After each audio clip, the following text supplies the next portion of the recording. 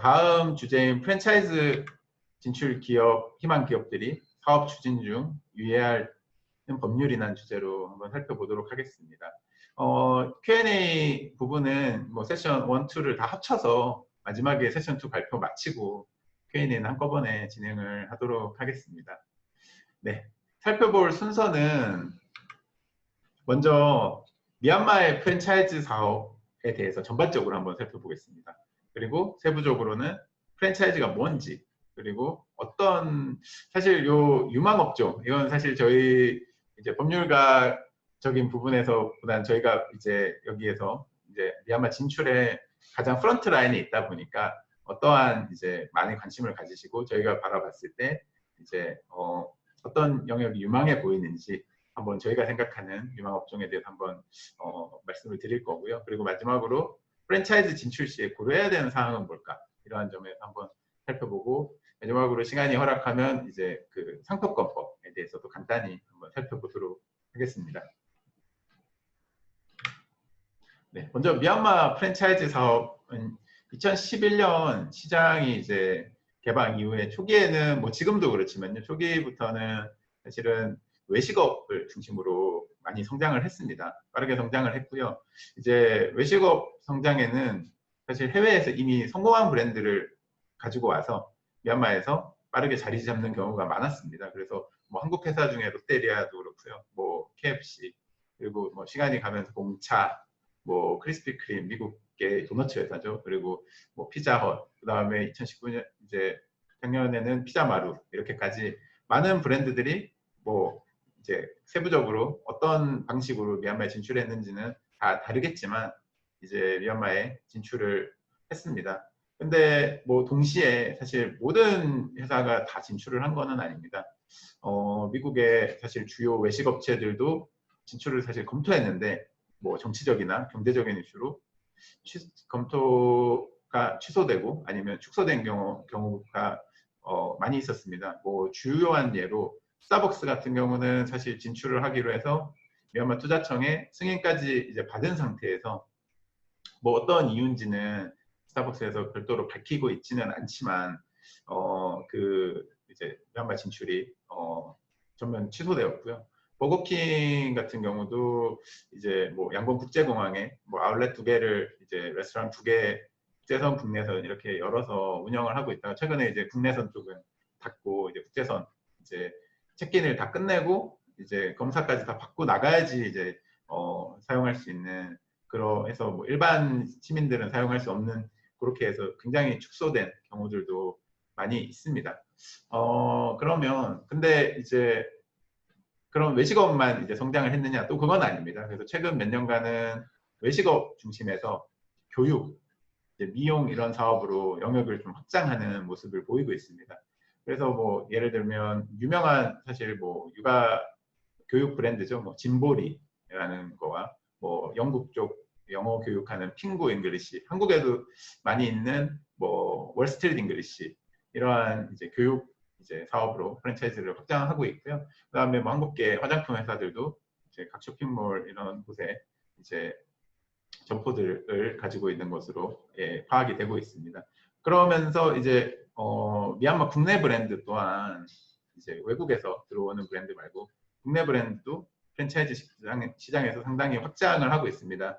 뭐 미용 브랜드, 뭐 토니 툰투는 이제 헤어샵입니다. 그래서 대부분 메이저 쇼핑몰에 입점해 있고 그 다음에 종합 소매하는 컨비니언스 이제 편의점이죠. 편의점도 상당히 최근에 프랜차이즈를 통해서 운영을 활발하게 하고 있는 것으로 보입니다. 그러면 이렇게 미얀마의 프랜차이즈에 대해서 잠깐 살펴봤는데요. 그러면 우리가 이제 프랜차이즈 이렇게 얘기를 많이 하는데 그러면 법률상 프랜차이즈 뭔지 잠깐 한번 살펴보겠습니다. 그래서 일반적으로 프랜차이즈는 3가지 요건을 만족을 합니다. 라이센스, 그 다음에 통제, 그리고 대가 이렇게 보는데요. 먼저 라이센스는 프랜차이저, 이제 프랜차이저라는 이제 프랜차이저가 프랜차이지에게 이제 상표 등 영업 표지를 사용할 수 있도록 사용해서 사업을 할 수 있도록 그 권리를 부여하는 이 라이센스를 주는 이 행위 라이센스가 필요하고요. 한국에서는 사실 프랜차이즈라고 많이 하면 치킨, 뭐 치킨집 아니면 그 편의점 같은 가맹 사업을 많이 사실은 떠올리십니다. 뭐 가맹 사업이 프랜차이즈의 큰 부분은 맞습니다. 근데 이제 뭐 가맹 사업이 전체를 프랜차이즈라고 볼 수 있는 것은 아니고요. 프랜차이즈는 일종의 라이센스를 주는 개념이라고 생각을 하시면 가장 좋을 것 같습니다. 그래서 라이센스를 줘서 내 상표나 내 상표 등 영업 표지를 사용할 수 있는 그 권리를 부여한 라이센스 계약이 그 주라고 생각하시면 될 것 같고요. 여기서 통제가 들어갑니다. 그래서 그 가운데서 일정한 퀄리티를 유지해야 되기 때문에 그 영업행위를 이제 지원하고 이제 영업행위를 어떻게 해야 될지 통제하고 아니면 마케팅을 공동으로 해서 그 프랜차이즈 이제 같은 상표를 사용하는 그런 이제 각 점주들끼리 아니면 그 회사들끼리 뭐 국가에 있으면 마스터 프랜차이즈를 준 그 다른 프랜차이즈가 이제 일반적인 이제 퀄리티를 통제하는 이러한 것이 필요합니다. 그래서 이런 라이센스와 통제가 필요하고 마지막으로는 앞에 라이센스 계약이기 때문에 큰 의미에서는 그 라이센스를 받는 대신에 이제 프랜차이즈는 라이센스와 이 앞에 통제, 뭐 통제라고 하면 꼭 통제만 의미하는 건 아니고 영업 지원 이런 거에 대해서 대가를 지불하는. 그래서 이 세 가지 라이센스와 통제와 대가가 있는 것이 프랜차이즈라고 볼 수 있고요. 프랜차이즈 관련된 미얀마의 법률을 한번 살펴보면 기본적으로는 미얀마에 별도로 프랜차이즈를 규제하는 법률은 사실 없습니다.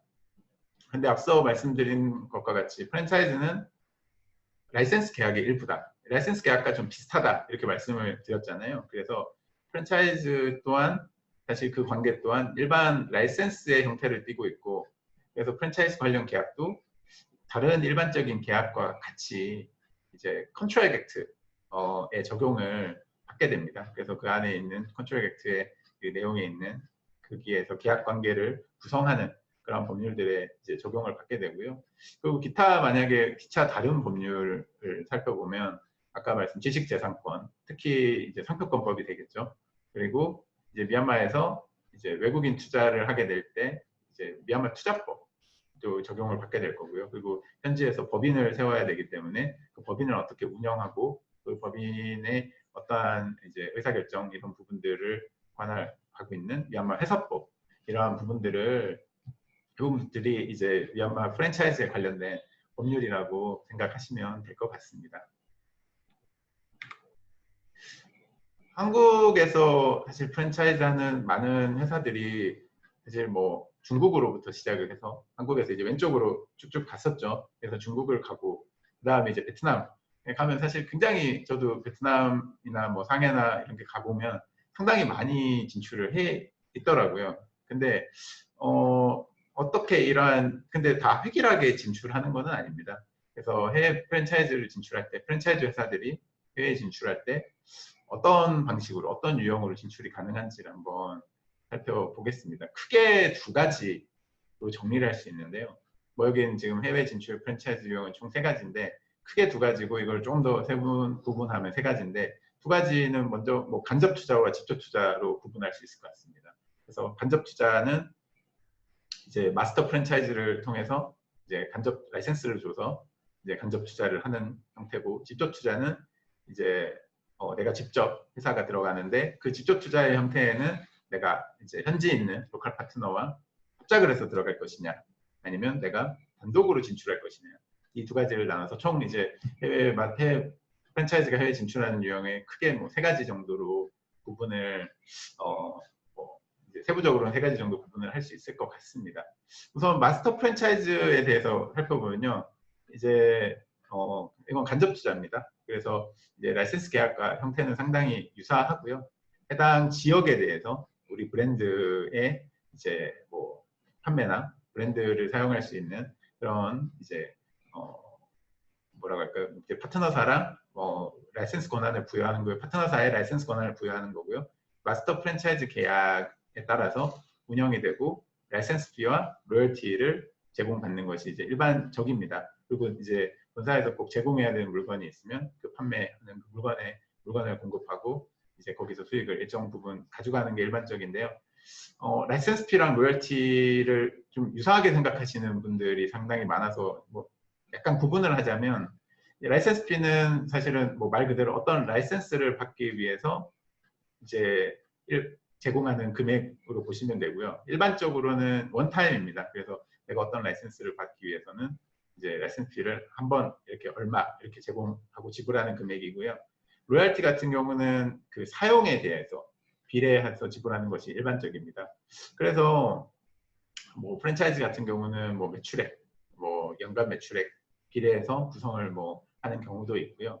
그래서 사실은 이 라이센스 피와 로열티는 시장 경제 논리에 따라서 사실 뭐 둘 다 높으면 좋겠지만 이제 프랜차이즈 입장에서는 둘 다 높으면 좋겠지만 사실은 뭐 일정 하나가 높으면 하나가 낮을 수밖에 없고요. 그래서 이제 향후 이제 시장의 성장성에 만약에 베팅을 하신다라고 하면 사실 로열티를 높게 책정하는 것도 이제 유리한 방법이라고 생각을 합니다. 라이센스 피의 기준은 낮추고 로열티는 좀 높게 해서 향후에 시장이 성장했을 때 그 과실을 좀 더 가져올 수 있는 이제 그런 것이 유리하고요. 만약에 이제 좀 먼저 이제 투자금을 좀 회수하고 싶다라는 취지가 강하시다면 라이센스 피를 좀 더 높게 책정하시는 것도 하나의 이제 해외 진출, 마스터 프랜차이즈를 통한 해외 진출의 방법이라고 생각이 됩니다.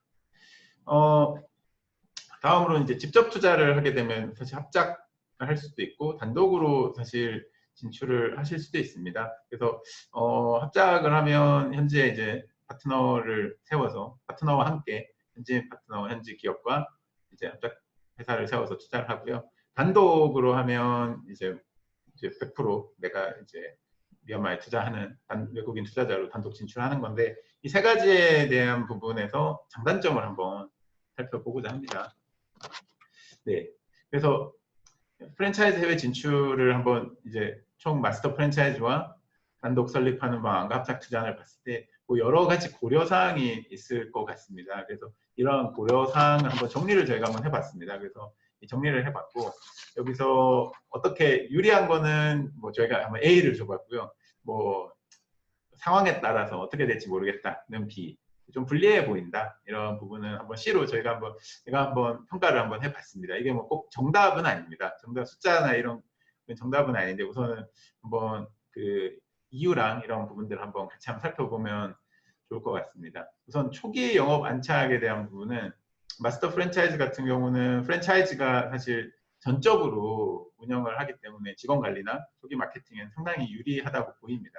근데 단독 설립을 하게 되면 사실 외국인이 아무리 사실 우리나라에서도 어떤 사업을 안착하기 어려운데 외국인이 미얀마 현지의 파트너의 도움 없이 그냥 단독으로 설립해서는 상당히 뭐 어려움이 있습니다. 기본적으로 어려움이 있지만 또 좋은 현지 직원을 또 채용하면 그런 부분들은 상쇄할 수 있다고 보이고요. 합작 투자는 이 부분은 상당히 긍정적입니다. 유리하다고 보이는 게 합작 파트너, 뭐 마스터 프랜차이즈로 합작 파트너와 계약 관계를 할 때 초기 영업에 좀 지원을 받을 수 있도록 구성을 해놓으면 상당히 많이 도움이 될 것으로 보입니다. 영업이나 시장 확대에 대한 부분은 뭐 마스터 프랜차이즈 같은 경우는 계약으로 시장 확대를 뭐 1년에 몇 개 매장까지 열려야 된다. 이렇게 포함을 했다면 뭐 충분히 가능한 할 겁니다. 근데 이제 단독 설립 같은 경우는 이 부분은 상당히 좀 유연할 수 있습니다. 그래서 회사에서 좀 더 본격적으로 투자를 하고 싶다. 그렇게 되면 이제 바로 할 수 있고요. 이제 그런 부분에서는 자유롭게 결정을 할 수 있을 것 같고 합작 투자 같은 경우는 합작 파트너의 의지, 합작 계약서에 넣어 놓는다 하더라도 이제 비즈니스 상황이 좀 지나면서 바뀔 수 있기 때문에 영업이나 시장 확대에 대한 부분은 조금은 제한적입니다. 네, 그리고 영업 비밀이나 노하우에 대한 부분은 사실 마스터 프랜차이즈는 컨트롤이 쉽지 않습니다. 그래서 내가 갖고 있는 영업 비밀이나 이거는 사실 마음을 좀 비울 필요가 있습니다. 이게 뭐 계약으로 묶어놓는다 하더라도 뭐 꼭 상대방이 나쁜 의도를 품지 않더라도 이런 부분들이 뭐 유출이 될 확률이 있고요. 근데 뭐 단독 법인이라면 이런 부분들 내가 좀 컨트롤하기 때문에 완전히 컨트롤할 수 있을 걸로 보이고 합작이라면 공동 경영을 사실 뭐 하면 영업 비밀이나 이런 부분들이 뭐 일정 부분은 가능성이 있다고 보입니다. 네. 자금 조달은 상당히 뭐 마스터 프랜차이즈는 좀 제한적일 것 같고요. 단독 설립은 본사가 자금 조달을 결정할 수 있어서 이 부분은 상당히 용이하다고 보입니다.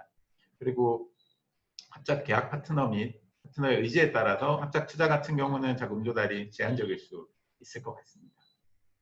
투자 횟수는 사실 뭐 프랜차이즈 같은 경우는 뭐 마스터 프랜차이즈 계약을 한다면 투자 횟수 부분은 없을 거고요.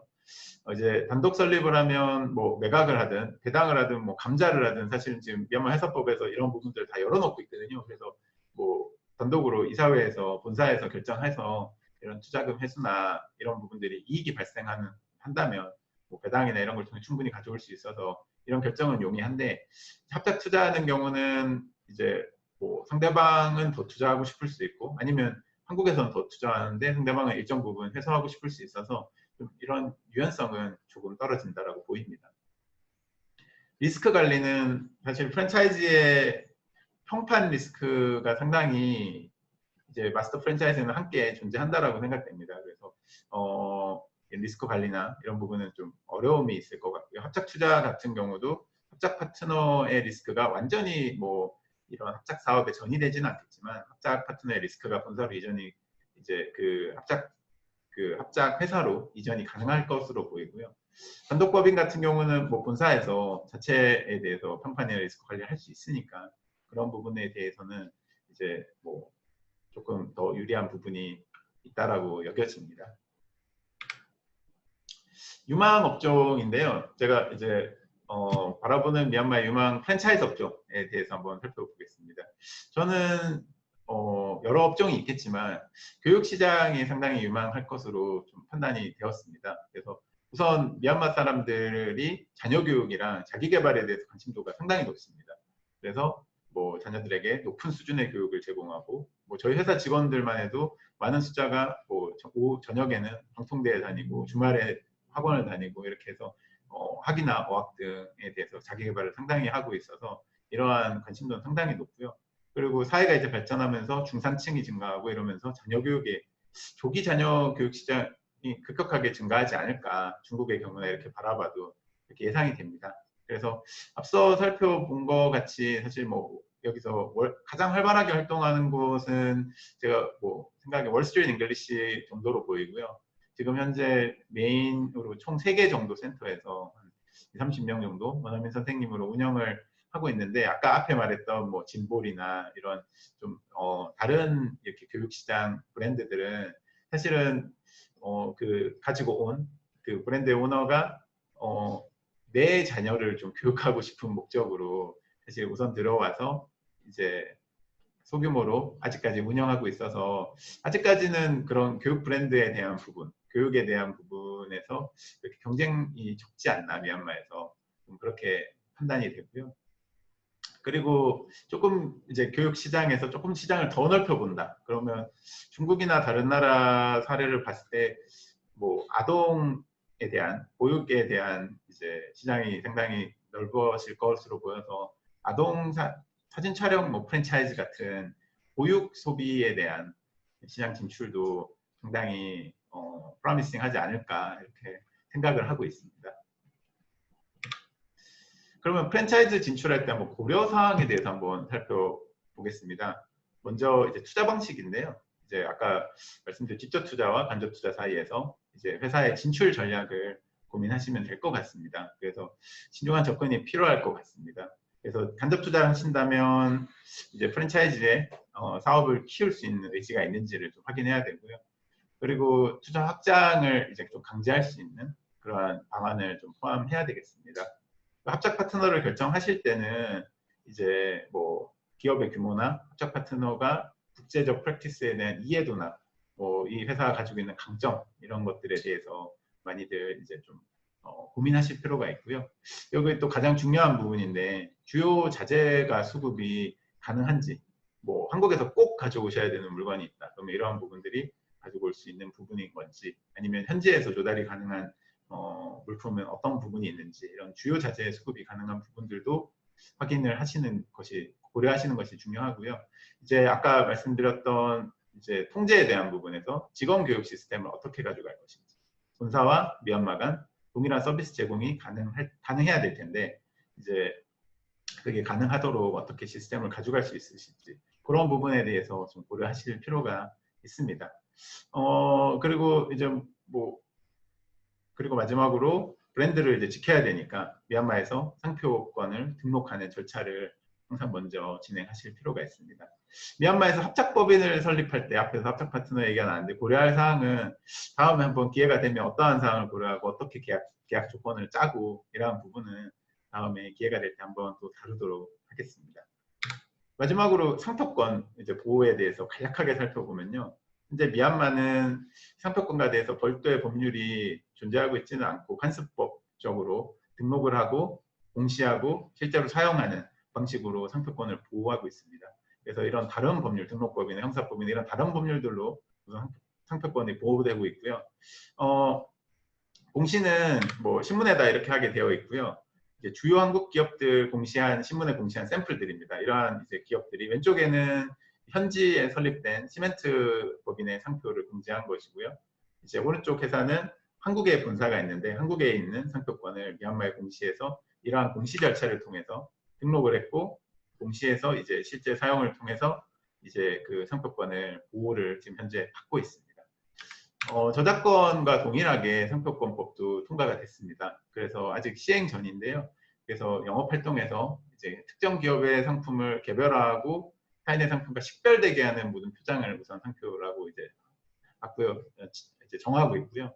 주요 목적으로는 이제 뭐 아까 이제 저작권법과 좀 유사한 이런 목적을 가지고 있고요. 종속 기간은 출원일로부터 10년이고 갱신이 가능하도록 구성되어 있습니다. 그리고 기존 상표권 등록자 이 부분이 가장 중요한데요. 이제 과거에 이제 관습법적인 방법으로 상표권을 등록한 회사들은 어떻게 해야 되느냐 이런 질문을 많이 받는데 우선은 지금 현재 법률상 동일하게 신청을 해야 됩니다. 근데 이제 신청할 때 과거에 제출한 이제 내용들을 이제 첨부를 해서 먼저 신청하는 기간을 지금은 주는 걸로 알려져 있고요. 이제 온라인으로 지금 시스템을 개발을 하고 있습니다. 원래 연초에 이제 시스템을 개발해서 연초에 이제 다 저희 같은 등록할 수 있는 로펌들을 초청을 해서 이제 미얀마 그 네피드에서 세미나를 한번 했었고요. 한두 번 차례 한 다음에 이제 아이디를 제공하고 이제 그 사이트를 연다라고 했는데 좀 뭐 지연이 되고 있는 것 같습니다. 그래서 요게 되면 이제 새로운 상표법으로 이제 새롭게 해서 온라인으로 등록하는 그러한 절차를 진행하게 되면 될 것 같습니다. 그 상표권 이전도 이제 소관부서에 신청을 해서 이제 이전이 가능할 수 있도록 이렇게 우선 되어 있습니다. 네, 제가 말씀드릴 내용은 여기까지입니다. 궁금하신 내용 채팅창에 올려주시면 제가 답변 드릴 수 있도록 하겠습니다. 네, 지금 질의가 한 2가지 정도 왔는데요. 먼저 첫 번째 질의가 미얀마 부동산 쪽 투자는 외국인 신분으로 진행하는 데 있어서 법률을 까다로운지요. 우선 부동산 쪽은 부동산 양수도 제한법이라는 이제 큰 법률이 하나가 이제 사실 투자를 좀 가로막고 있습니다. 그 법률 이제 주요 내용은 이제 외국인은 1년 이상 임대차 이상으로는 할 수 없다.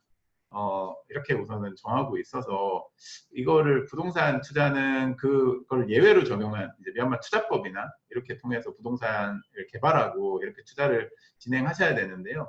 뭐 길은 당연히 열려 있습니다. 그래서 부동산 투자가 까다롭다. 제약은 있지만 막아놓지는 않았다라고 제가 말씀을 드리고 싶고 그리고 뭐 미얀마 투자법을 통해서 충분히 지금 개발을 하고 있고 그 개발이 뭐 개발에 불이익을 당하거나 이런 상황은 아니고 이제 절차대로 진행을 하면 충분히 가능하다라고 말씀을 드리고 싶고요. 두 번째 질문이 IT 분야에 있어서 지진 관련 소프트웨어를 판매할 때 별도로 승인을 미얀마 정부에 받아야 하는지요? 사실 이 부분은 지진 관련 소프트 이게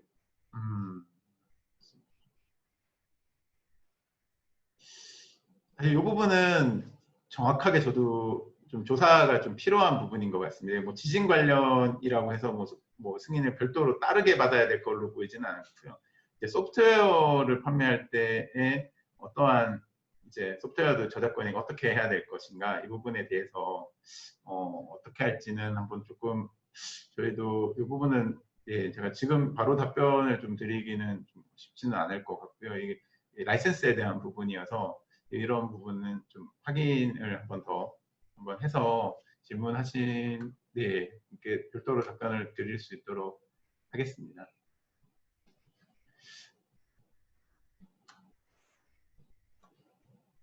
네. 또 질문 제가 지금 시간 관계상 한 개 정도 더 할 텐데요. 미얀마 현지 이름으로 사업을 열고자 할 경우 한국 투자자와 미얀마 현지인 사이에 계약서를 작성할 수 있느냐, 이 경우 법적인 보호를 받을 수 있느냐, 뭐 차명을 말씀하시는 것으로 보이는데요. 기본적으로는 뭐 차명주에게 이제 무슨 명의나 이런 부분들을 등록이나 이런 어차피 등록이나 이런 부분들을 다 이제 미얀마 현지인 이름으로 해 놓으실 거기 때문에 그리고 계약적인 부분에 대해서는 어차피 계약의 위반으로 취급이 될 겁니다. 그래서 법적인 보호가 아예 불가능하다라고 뭐 말씀을 드릴 수는 없겠지만 상당히 위험하다라고는 제가 말씀을 드릴 수 있을 것 같아요. 과거의 사례를 봤을 때도 외국인으로서 미얀마에 차명으로 뭐 투자를 했을 때 그런 이제 명의나 이런 부분에서 보호를 받지 못한 경우 계약서는 굉장히 깐깐하게 잘 이제 촘촘하게 잘 쓰셨는데도 불구하고 아무래도 미얀마에서 외국인으로서 이제 그러한 부분들이 잘 적용을 할 수 없어서 좀 불이익을 많이 당하신 경우들을 봐서 법적인 보호를 받기가 이제 계약서에 써놓은 모든 내용을 법적인 보호를 받는 것은 쉽지 않다라고 판단하시면 될 것 같습니다. 네. 시간 제약으로 여기까지 답변을 드리고요. 추가로 궁금하신 사항은 아래 제 메일로 연락을 주시면 가능한 범위 내에서 제가 성심껏 답변 드릴 수 있도록 하겠습니다. 감사합니다.